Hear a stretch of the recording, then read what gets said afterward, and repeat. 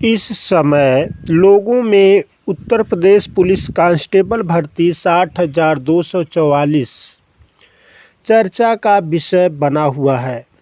इसकी चर्चा का मुख्य कारण है 4 साल के इंतजार के बाद इस भर्ती का आना।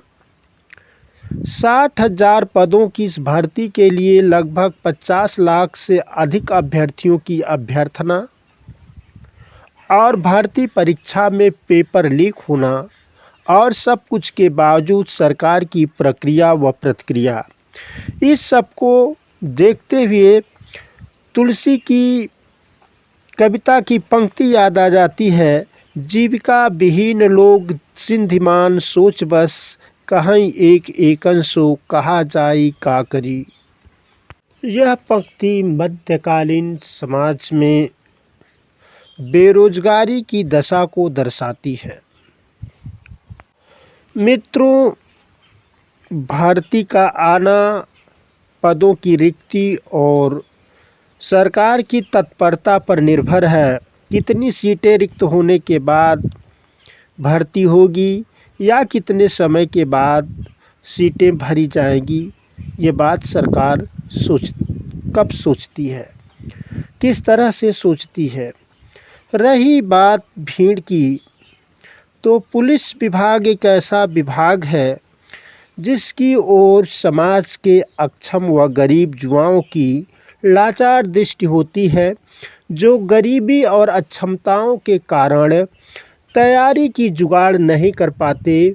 वे शारीरिक श्रम के बदौलत इसी गंगा में अपना दारिद्र्य कम करने की कोशिश करते हैं। इस भीड़ में होते हैं गरीब, किसान, मजदूर के बेटे, किंतु बेरोजगारी के कारण दूसरी ओर तैयारी कर रहे युवा भी इसी ओर दौड़ पड़े हैं।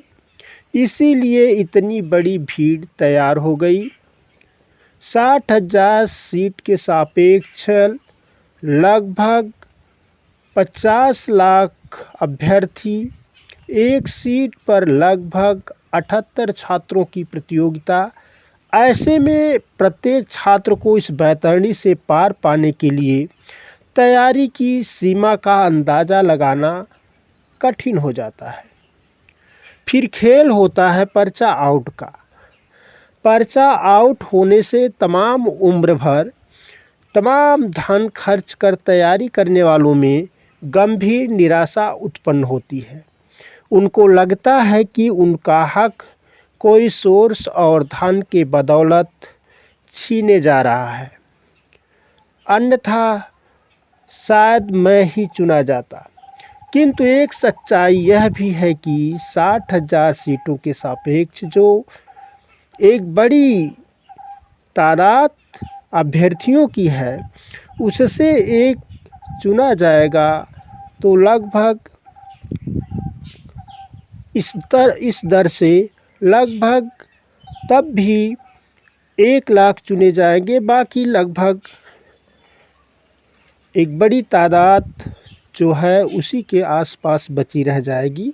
अर्थात अगर 50 लाख मान लिया जाए तो 49 लाख की भीड़ तब भी रह जाएगी, या 48 लाख मान लिया जाए तो 47 लाख की भीड़ तब भी रह जाएगी।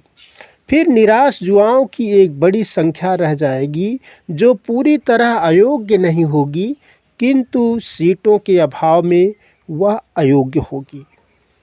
सरकार इस भीड़ को वोट के रूप में देखती है, किंतु लाचार और विवश है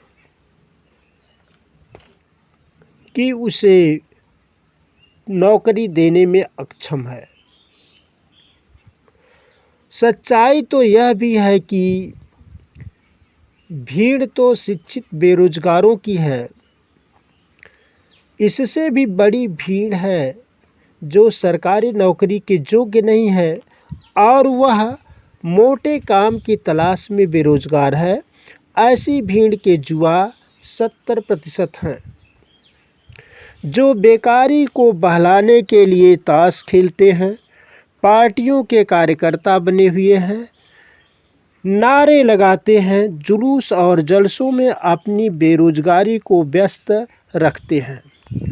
राष्ट्रीयता, मंदिर मस्जिद मुसलमान के चर्चे में अपनी बेरोजगारी को नज़रअंदाज करते हैं। नेता इन युवाओं को बेमोल वोट बैंक समझते हैं, इसीलिए इनके मुद्दों के सापेक्ष शिक्षित युवाओं की उपेक्षा करते हैं। रही बात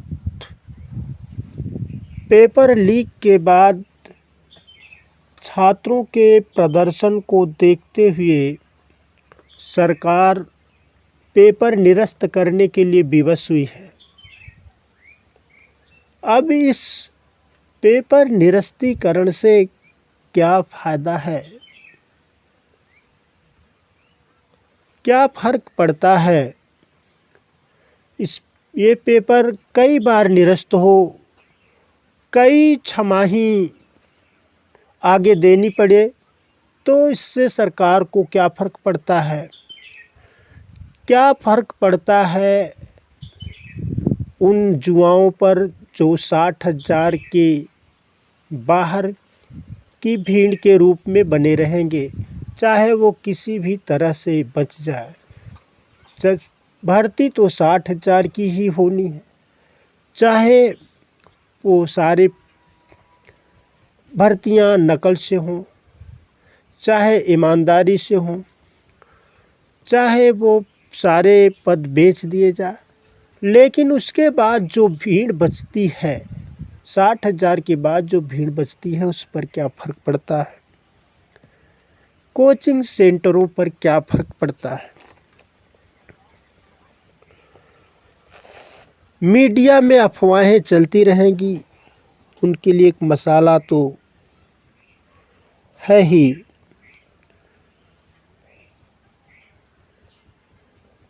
ये बेरोजगारी भी कुछ लोगों का रोजगार बनी हुई है, लेकिन समाज को और देश को और सरकारों को इस विषय पर गंभीरता से विचार करने की ज़रूरत है।